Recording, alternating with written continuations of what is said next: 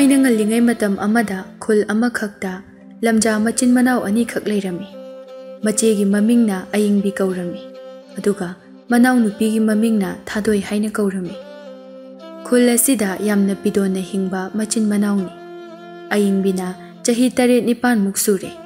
aduga manau nupi thadoina chahi ama mukta subada ngairi pikna ule nanglabi machin manau anini ayingbina yumthong khuding changduna cheng chak puni jarami ine cheng kita hapiu inaw nupi thadoi do yamna kaptuna lehawi ngarang ayuk su numidang su cheng amta leitadana chak thongde numi chupa ama chara hele ayingbi gi wahai asibu taraga nupi aduna makhol adu khara kalapna khumlai hai nangna ekhoi degi niraga charak liba sibu kayam di kuire leite leite chenga mata leite chalo kana dagi no mani ruso matung manau ne ekhoi da kani ba changla kanu ine aibu nushibiduna chengi ta hapiyo ine gi thabak tawgadaba leirabaso ai tawjaramge masigi angang se kaya danu yunguni he mina leite hairasibaw asum sangthaduna nganglaga lei haibani hai aina hairisi nangondani yumsidane cheng maru ama phawba leite yam thuna chakro ko aina hek mapanda muk tholakpada leiramlabadine aina kaidoge haibadu ying asi hairaga nupido imungda changkhirami ayingbi upai leitre kana amana mabu nushibidre makhutta pairiba thomok adusu ihang hangle yum adudagi makhong adu tapna thangduna thorakle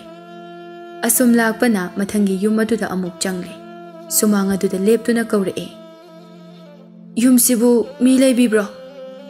lairabi lamja ai chengni balak chariye cheng khuya mata habiyuba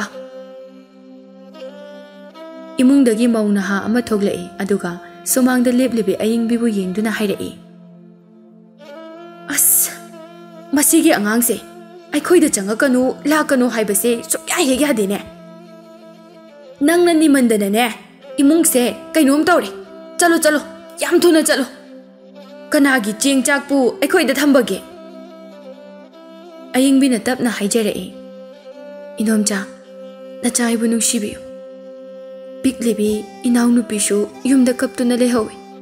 ngarang sinumi chupa ama chara hele inomcha ngasidangdi cheng khuya amata oirabaso hapiuba hai aina leite hairibase nangondani ni he nana dubu tathirabro afangba thabak suraga sel tanduna charucho mafam asidane cheng chak thamlami haiduna nama asiba duna haibiram bro ngasi ne ngasi ko khoidongnaga khoidok sogatpani nangonda loina tainaragani ko ayingbido mamaya do leithorakle makhongdu tapna thangduna amuk thorakle ima baba nakhoibu nachaigi tawsibu yengba ngamlibro nakhoi anina ngasigi taibang palasida leiramlabadi nacha aina kayada penjaram daba ngasidi nacha namum aigi lambi lamuk nare aina thangduna chatkadaba lambi asibu kadomdano khulle kaigi mi kana amana aibu nungshibidre awuba misingna layoi khraba ima ipa anibu piban paban naduna nganglare nachagi thamoise puba ngamdre ima ayingbi mathamoidu sokpa makhai kapjai kapna mayum maikaida halakle mallaba yum adugi kairaba dari mapal aduda phamthai thumok aduna makhada thammi thumok adubu yengduna machin bala aduda tapna hairai ihang hanglaba thumokom aigi punsi aigi mapok asiso ihang hangle hanglaba thumok asida cheng khuya amata hapinaba mi kana su leitre asigumna lairabi lamja ichil inaw anibu nushibiba kana amata leitre aikhoi anise ton bedagi tolaba haibado oireko ngarang su chara hele ngasi su chara hin batarabra ipuk asina aram khorang ba phawbagi khongliba chada thaktabana henjilakbana ikhong asi phawba chumna thangduna chatpa ngamdare. He lairaba nang se karigi leiramdibano. Nang leiramdrabadi ngasi aina wariba pumbase amatta waramloi ko. Tanja asida imungdagi manaw nupi thadoina kablakpagi makhol adu taraklame.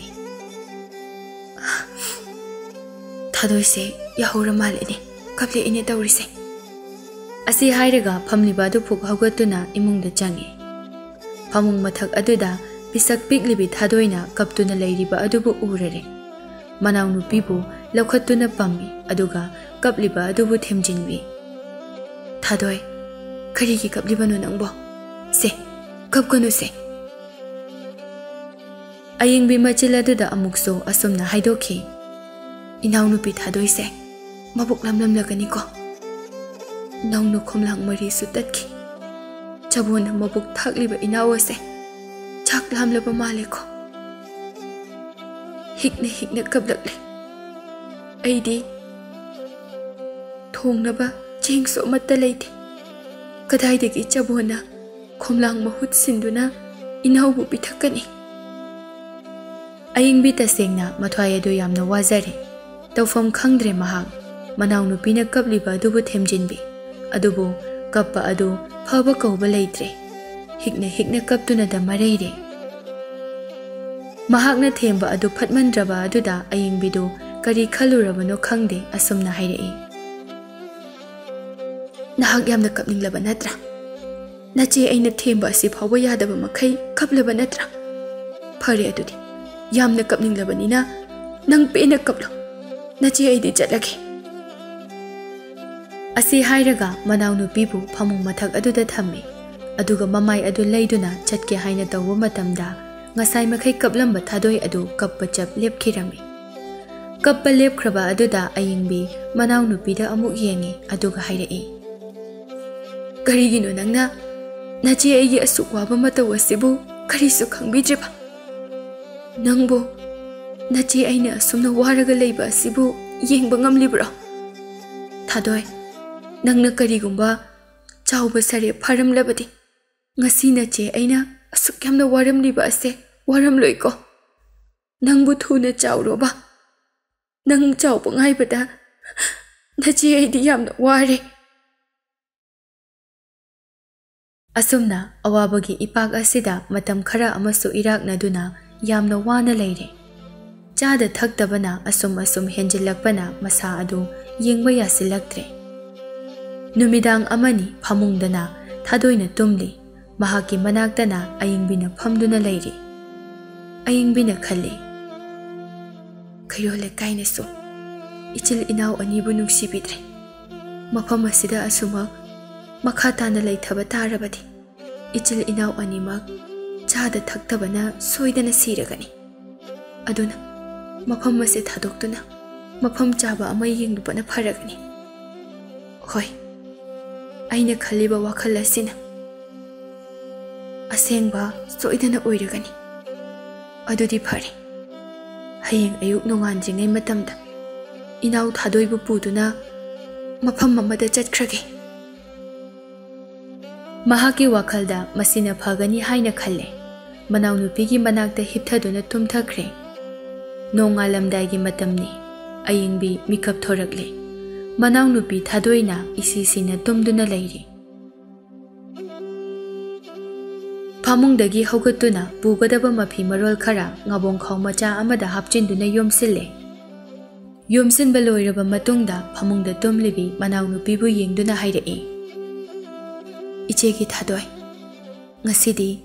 ichega ekhoi ani punna mafam amada thawai hingnanaba chatkrasi. Mafam asida sumak leithaba tarabadi ichil inaw ani se soidana kangsi siragani.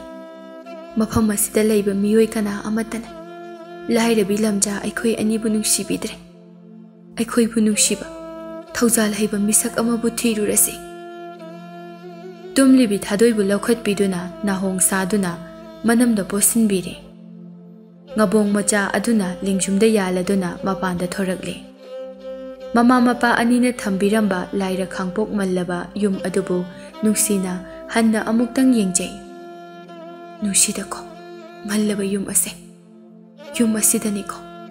इचिल इनाव अनीना ताइबंग फाउखिबसु अदुबु हिंगनबगी लानफम असिदा सीबदी यादबना ngasidi nacha namom ani se lanthengna chatle do palem panthogi mallaba yum ase thadok lamleke hayeng karigumba matam amada laibak phaba thoklabadi ima ipa nakhoigi yum asida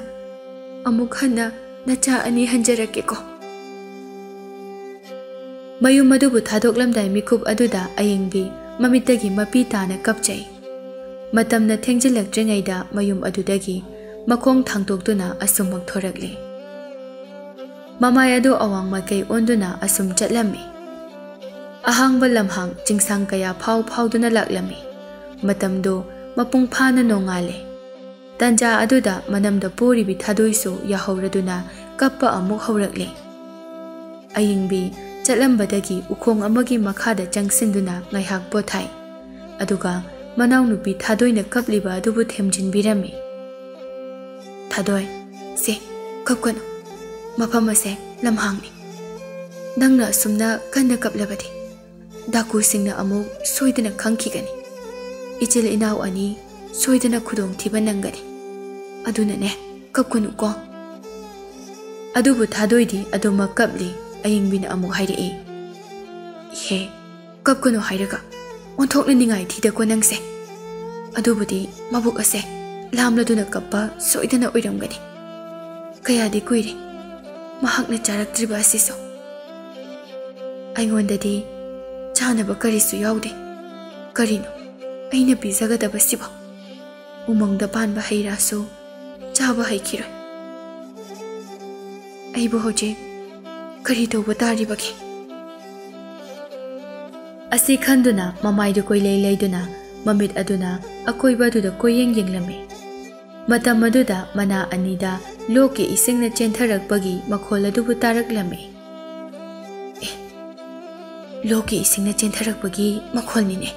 aina tarisidi ising asibu soklake aduga inaw nupi da oina pithaklake ising ase thaklabadi mabuk lamba kharadi phajarani aisu isase lamsang lakpagi khaugangnari hoi sina pharani adudi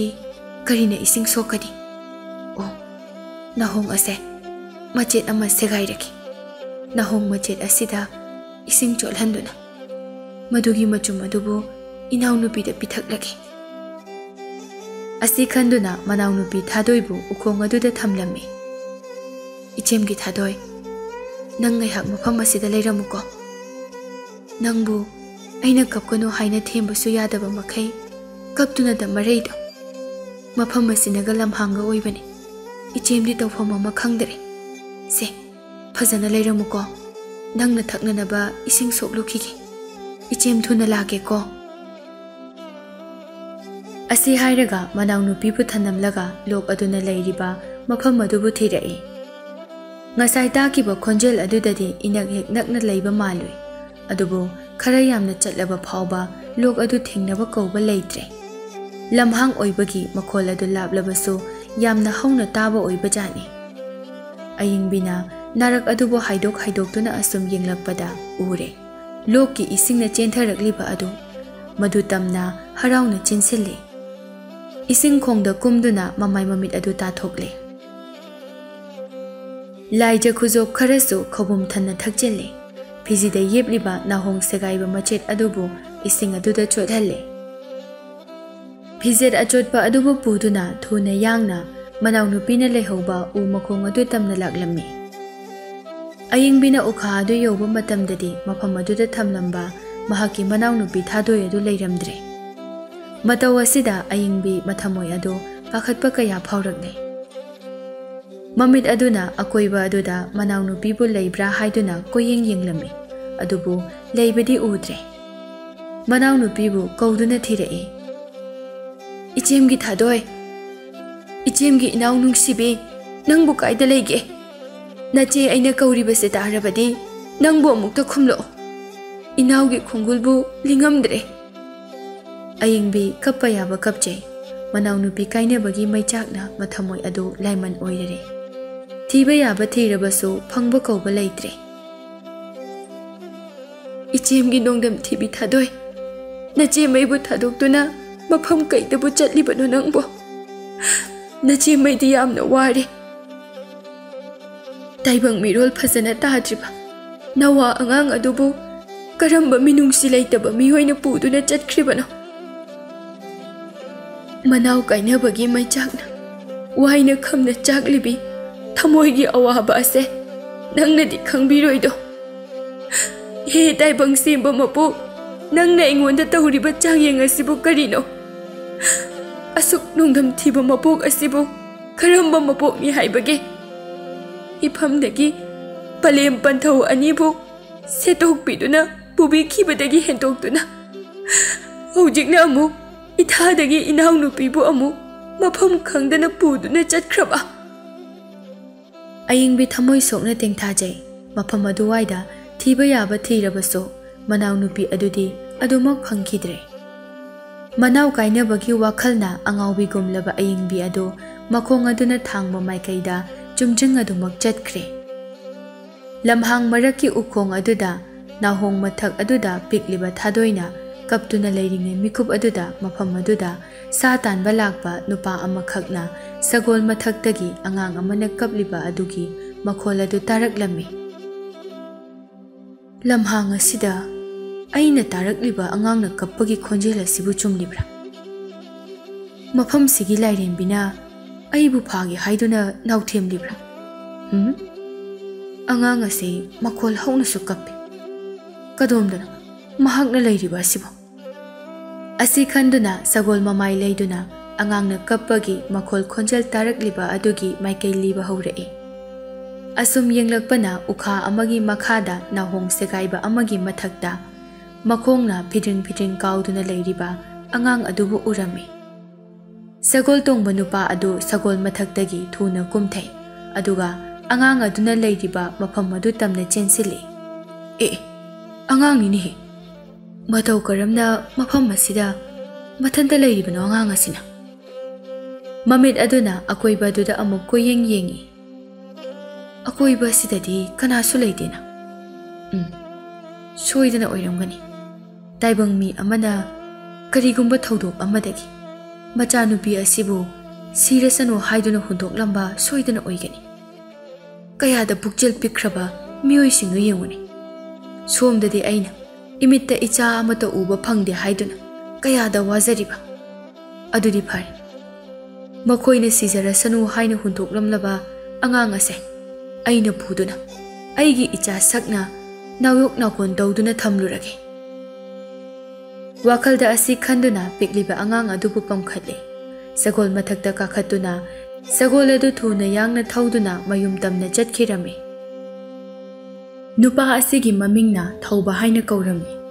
ꯊꯧꯕꯅ ꯃꯌꯨꯝ ꯌꯧꯔꯗꯨꯅ ꯁꯒꯣꯜ ꯑꯗꯨꯗꯒꯤ ꯀꯨꯝꯊꯔꯛꯇꯨꯅ ꯁꯨꯃꯥꯡ ꯑꯗꯨꯗꯒꯤ ꯃꯥꯒꯤ ꯅꯨꯄꯤꯕꯨ ꯇꯥꯅꯅꯕ ꯀꯟꯅ ꯀꯧꯔꯛꯏ꯫ ꯇꯣꯝꯕꯤ! ꯑꯣ ꯇꯣꯝꯕꯤ!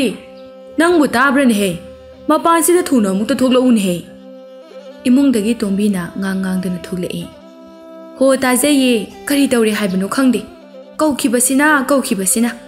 ꯁꯥꯗꯥꯟꯕꯗꯣ ꯍꯜꯂꯛꯂꯕꯗꯤ ꯏꯃꯨꯡꯗ ꯑꯗꯨꯃꯛ ꯆꯪꯂꯛꯄ ꯌꯥꯗꯕ꯭ꯔꯥ ꯈꯪꯗꯦ꯫ ꯁꯨꯃꯥꯡꯗ ꯃꯥꯒꯤ ꯃꯄꯨꯔꯣꯏꯕꯅ ꯑꯉꯥꯡ ꯑꯃ ꯄꯝꯗꯨꯅ ꯂꯦꯞꯇꯨꯅ ꯂꯩꯔꯝꯕ ꯑꯗꯨ ꯎꯔꯨꯔꯦ꯫ ꯇꯣꯝꯕꯤ ꯁꯨꯃꯥꯡ ꯇꯝꯅ ꯊꯨꯅ ꯆꯦꯟꯊꯩ, ꯑꯗꯨꯒ ꯍꯥꯏꯔꯛꯏ, ꯃꯈꯣꯏ ꯇꯥꯃꯣ,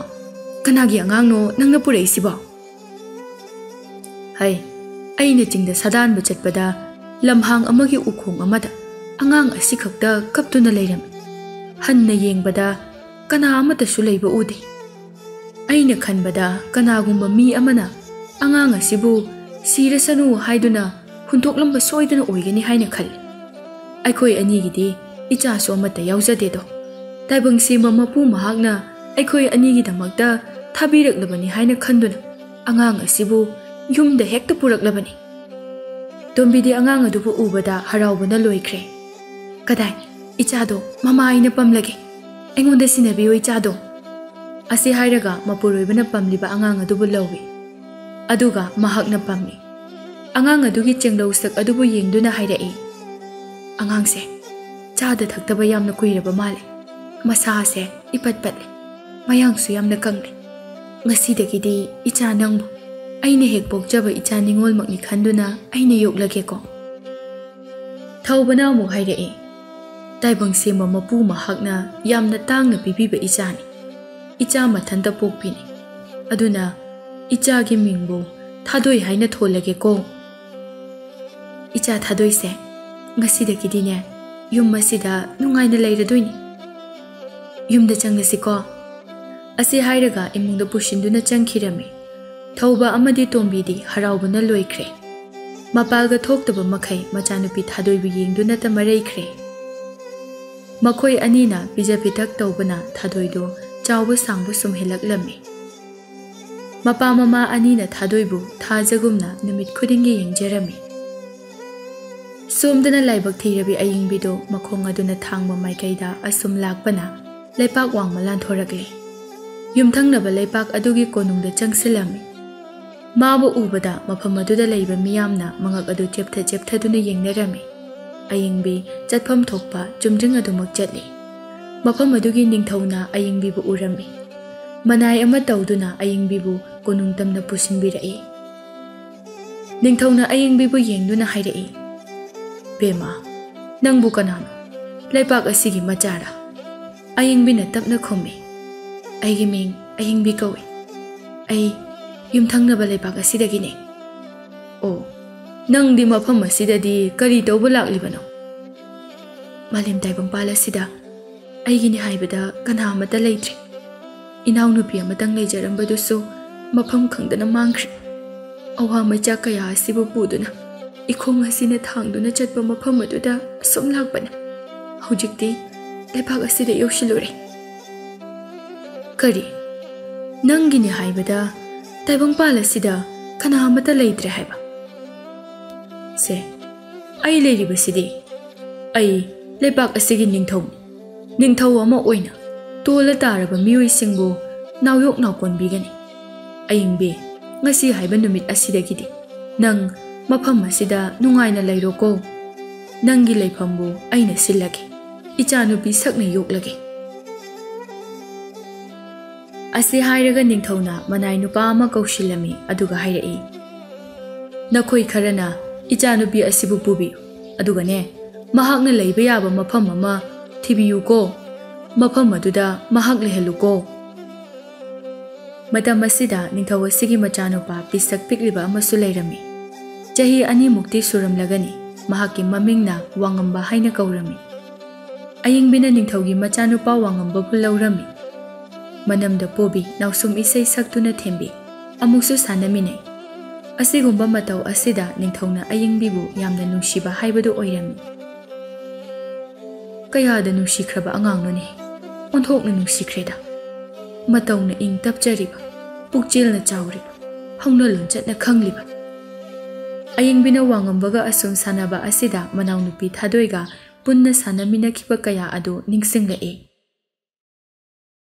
ichemgi thadoi nangbu kadaida leibage nangna kapagi makhol thakidaba sukuiri nangbu nacheibu nungsijabara ichemdi nangbu thibada wareda ahing khudingi tumdaba makai manawnupibu ningsingjai mamitta adumak uduna ta leirami ichemgi nongdam thibi thadoi handak mapok asimagi ichil inaw anibu amung unaba phanglaroidrane he taibang semba mapu inaw thadoibu tekta kaidana leihenbiramuko ayingbina ningthaugi machanupa wangamba pu pamduna sanaba matamdasu manaw nupibu ningsingduna tengthajai ichemgi wangamba nangna nachem aigi phaira tajin thak asida ningaidana tongbadu uraga aigi nongdam thirabi inaw nupi thadoibu yamna ningsinglakli mahangna aigi nakta leiramlabadi machem aina kayada nungaijaramgadaba asumna asum matamgi khungjelna lepa kauba leitana hujinkhibana hujikti chahi kun muklan thorakle matam asida nithaugi machanupa wangambasu pakhang sare mapung phare wangambana ayingbibu hek pokminaba machemakni khanduna yamna luna tawjarami Nongmagi numit amani wangambana masada thang ten loinaduna machem ayingbi gi manakta laklami aduga macembu yengduna hairei ichem nungsibe nanaw ai hak ngasidi chingda chatuna sabu taluki chalo chalo phajana chalu ko numit na ta jingaida yumda ngan na halo wangamba satan ba chatkre mahak na hek chatkhibaga ningthaudu ayingbi gi manakta amuk laklami ayingbi bu yengduna hairei kadaidano ichanu paw wangambana chatkriba sina panthau chingda yarau satan ba chatbane hairami o satan bane haiba chachakhrasano ado imo nangbu aina nahan haikiba wafam adubu kari khallibagene kari wafambu no panthau namom wakhal thaba ngamjadre leipak asida phamthol achauba paiba ipugi amatta pokpa machanupa nonglen khombaga luhongbagi wafam haiduna aina nangonda haudokhibado ipuna aingonda yamna kanna taksilakre nangi oiba wafam amata khanghan ki haiduna pakhummakti piramdri nangbu kari khallibage panthomanba namo maidi laira machani lamjani aigumbi amana phamthol naiba misak amagi mama oiruba hongnade wafamado yaba ngamjaroi ngamloi haina haidopikho hai nangbu kanana lamja machani hairabagine nangidama aikhoi mayam ama leiribasidi nangi chahi matangdo luhong kaihongbagi matang chap chare luhongnuba tawrasiko ipan awong awun chawna tamgani nang munna wakhal khalluko ase hairamlaga ningthau adu chatkre ayingbi wakhaldo mawon khalli aibu muk luhongba aigi naunupi ki khungul leiba phangjiba phawbadi ai luhongloi asigumba wafamase ifamdagi lapna thamkhigani somdana wangambadu sagol thauduna asum laklami mahakna chaliba asi satan ba chatpa natlamde leipak adugi wangmadani mahakna chaliba asi mafam asomda yamna toina su chatlami masigi maramna mahakna nongma satan ba chatpa matamda sage khongul lirakpa kanda sa adu yumthangnaba leipak adu tamna lansinduna chensin khirami maduda sa adugi matung inaduna mana tanarami khongul liduna asum tanarakpana loibi chingi chingkhong amada nupi khara pamel singja langduna leiramba adubu urami wangambana mafam aduda leiriba nupi sing adugi manakta changsinduna hangloi karigumba mata hangjage maikai somda pamba kairela ma phauduna chenkhiba ubi hobra masida nupi amana khumlai uhaudeba wangambana khumlakliba nupi adugi changlosak adubu hek yengloi nupi adugi ahanba uba saktam aduda wangambadi thamoida mahaki mami taba haukhre nupi adubu yamna pamjarami wangambana tanja adu manghanba yadre khanduna nupi aduda hangjilli ichal singi mingbu kari kaubuge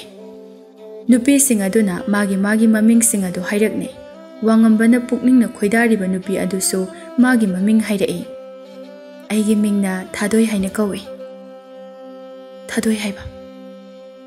mingse onthokna phajakreda pakhang aigi mingna wangamba haina kawi ichal thadoi gi mongba naral yaibu poire karamba maikaida oibirabano thadoina makhuda du thinduna tae tu awang palen khundonda piktak toba khulama leiribase asidagine o mingsu khangle lamlen su khangle nongma matang chabada amu koithok charake maduda amu thengnasi masigi matungda wangambana khula sida chattuna thadoiga kayarak unarami mamai thangdade makhoi ani asi chetna nungsina khibani maram asinani ngasisu wangambana sagol thauduna lakliba asi ngasidi mahaki wakhalda thadoibu mahaki mayumda puduna chatlage hainasu chap yungna khalami somdana thadoisu mataroi amaga thoraklami chatna wari amasu sanari thadoina hairai ita khangde aigi wakhalse adumak ningjing mangjing na duna leiri masibu karamna kokadabano haibasu khangdare pamuba nungsiba mahakna नमांगदा नंगीदमक लेप्तुना लैरबा असि फावबा करिगिनो नंगना निंजिंग मांजिंगनरिदुबो अइना निंजिंग मांजिंगनरिबा सिदि मधुगिसु नतना से अइ हाइरके अइना ताइबंग वाखल तारकपदा अइगी इचे अमा लैखिबगुमना तौवे मसक ममिंगदी अइना फजना खंगहौदे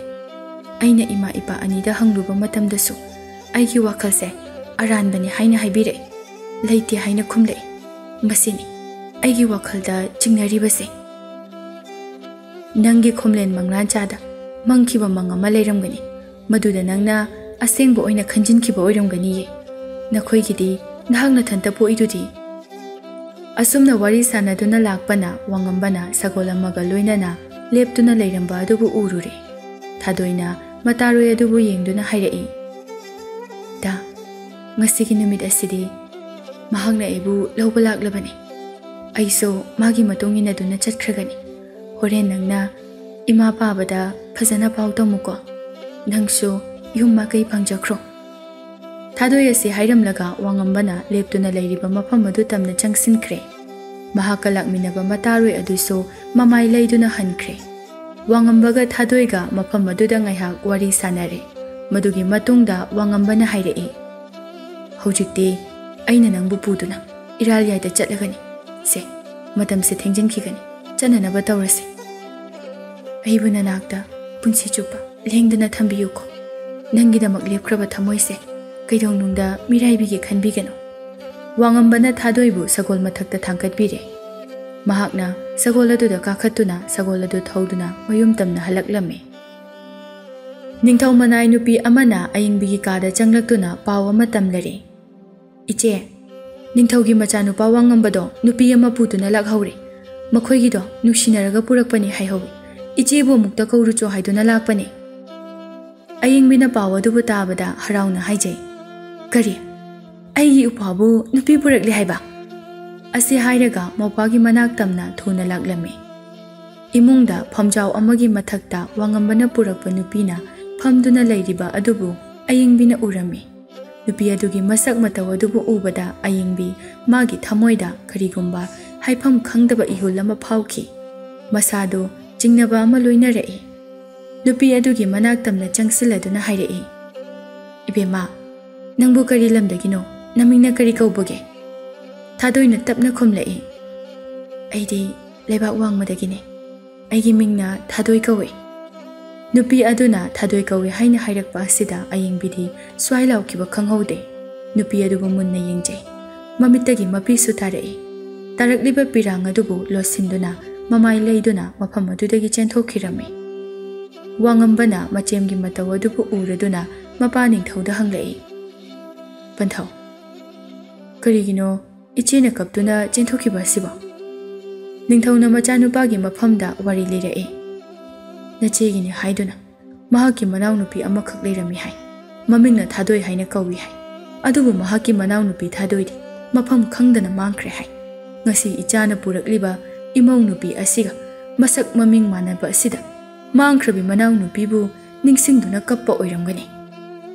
wafam asi thadoi su tarame mahaki wakhalda so karigumba ihulama phaurare matam kuinagi mamangdagi mahaki wakhalda jingnaduna leirakpa kaya adu koknanaba haiduna mapuroiba amadi makubok ningthauda haijaduna manai khara thaduna mahaki mama mapabu mafam aduda kauhallami कोनुंगी मफम अमदा निंगथौ वांगंबा अयिंगबी थादोइ अमदी थादोइगी ममा मपा थौबा अमदी तोंबी मखोइ पुलप पुन्ना फमदे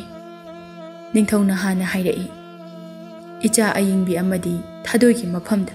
चिंगनबा लैरिबसिंग असे करम तौबनो